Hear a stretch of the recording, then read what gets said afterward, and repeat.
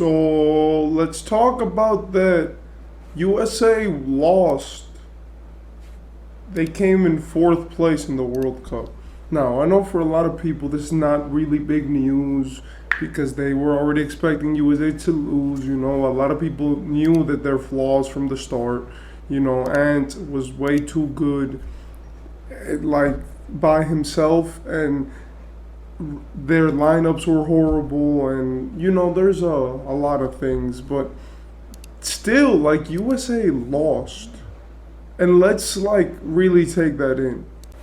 Basically, I know that a lot of people are not surprised now because if we face it, the USA hasn't been that successful in the FIBA World Cup historically. We've always seen teams and players come up in the Olympics a lot. But honestly, in the FIBA World Cup, the USA has always been, it's more always been like a throw your young stars in there type of thing for the USA, where they bring out the big dogs, is in the Olympics. But in my opinion, like, this is still crazy, the fact that this happened. I want to say a few things. First, shout out to Austin Reeves, Mikal Bridges, and Anthony Edwards.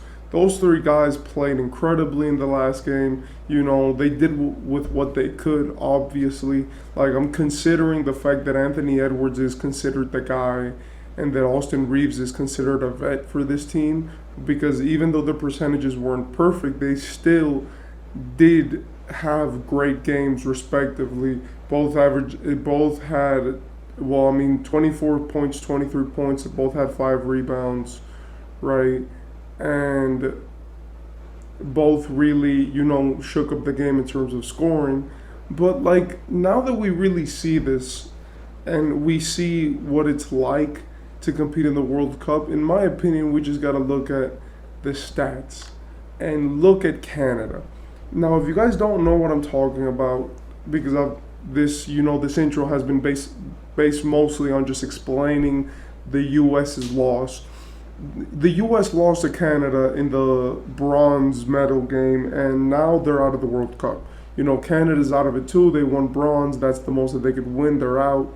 But I think they sit pretty comfortably because Canada wasn't even expected to beat the USA once, and they did in dominant fashion, right? Like, for most of the game, that Canada was winning, but USA would fight back. Canada was winning, USA would fight back, and then we went into overtime, and that's when it really shook up. Finally, when the USA finally could do something, could finally pull one away, right? In the fourth quarter, they outscored them by 9 points. Canada just destroyed them in overtime, scoring 16 points in overtime to USA's 7. Right? And now when we really look here at the box score, I'm going to tell you why. Dillon Brooks had the best game I think he's ever had in his career. And I'm not saying this as like hyperbole or trying to, boost him up. No. The dude shot 8 free throws out of 10, right? He made 8 out of 10. He shot 8 threes and he made 7 of 8 threes. And he shot 18 shots in total and made 12 of them. That means that if you subtract the threes and you subtract how many threes he made, he still made 50% from the field. So he shot 50% in 2-pointers, almost 100% in 3-pointers, 80% from the free throw line, had 5 assists, 1 offensive rebound, and 4 rebounds in total, right? Only 3 fouls with a steal, 2 blocks, and 39 points. He had the best game of his career, right? It was in the biggest stage he's ever played, and I understand that he played in the playoffs, but, Dillon Brooks was never expected to do anything in the playoffs. And even though, yes, I don't think this is as big as the playoffs, this is like the bronze medal game. In the playoffs, Dillon Brooks hasn't made it past the second round. So in my opinion, this holds a bit more weight because it's representing his country.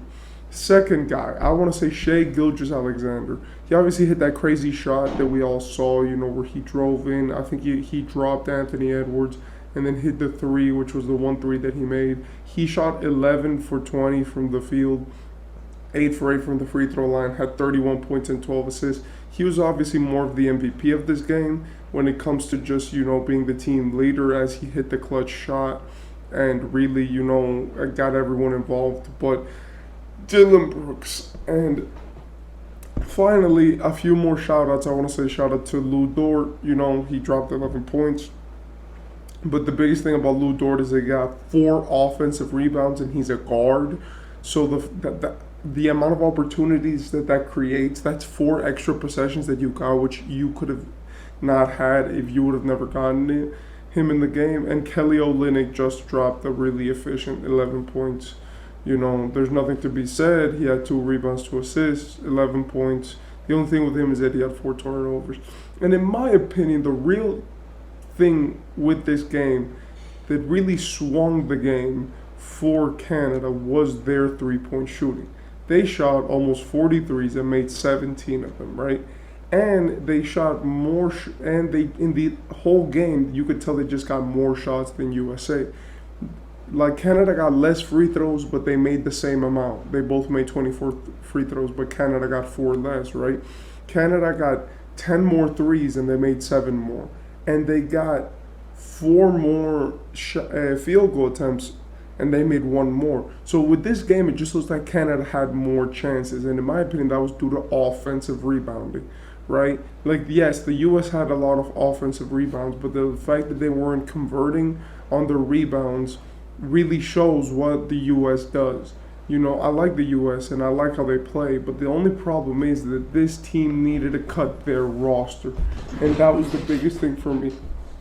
Look, as soon as you came into this game, you need to have a plan. And you need to play your 5 guys out there like if they're the last guys on earth, right? You play point guard, Jalen Brunson, right? Jalen Brunson needs to run the point guard or the shooting guard, but he needs to be out there. He's the only veteran leader. He's the only person who showed that he can actually be clutch in the playoffs. That's not Anthony Edwards. You need to play Tyrese Halliburton because, in my opinion, even though Tyrese wasn't playing that well, he wasn't getting really the amount of shots that you would want him to get. Like, he shot 8 shots in the entire game, and he was one of the only players on this team that got an all-star nod this season. Like, that's crazy, right? Then Anthony Edwards at the 3, obviously, and then you run at the 4, in my opinion, you should run, right, either Mikal Bridges, right? And if you want to go big, right, then you run Bobby Portis, right, just for that purpose of really being the guy. And for center, obviously, you want to run Jaren Jackson or Walker Kessler. But the biggest problem with the USA in the World Cup was the fact that they didn't have enough centers, right? Because the USA has prided themselves on their guards, right? They have like 16 guards on this team, but they don't have enough depth and enough centers to make this work. They have Jaren Jackson Jr., they have Walker Kessler, they have Bobby Portis. That's 3 guys. Your center rotation can't be 3 guys. Apart from that, they have all these positionless shooting demons, which are not going to help you with anything if you guys can't have a man who can get the rebound and dunk it right back. That's, in my opinion, why it failed, right? And probably you should have gotten Trae Young, right, to play on this team. He wanted to play, he would have played, and he probably would have made it better because he would have been feeding Jaren Jackson Jr. and Walker Kessler and making their looks easier. But in my opinion, USA needs more centers. Like, how do we have Jalen Brunson, Anthony Edwards, Tyrese Halliburton, and Austin Reeves? That's 4 guards who all need playing time, all need touches, all need everything. They have way too many guards.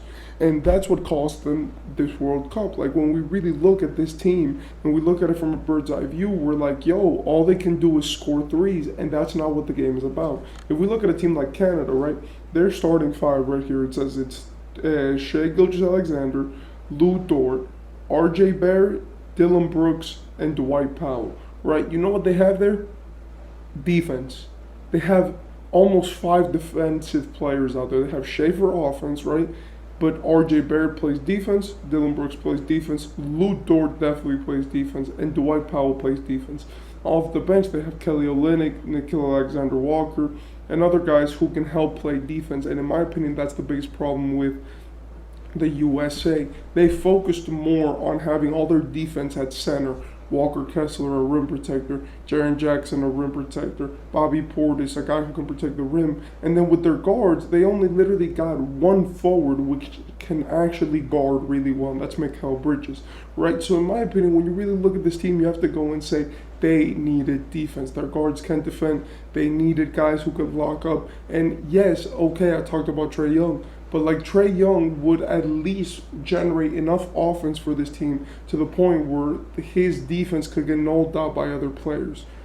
But they lost.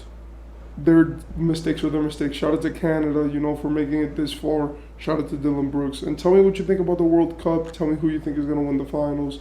And tell me what you think about this whole tournament. And I'll see you next time.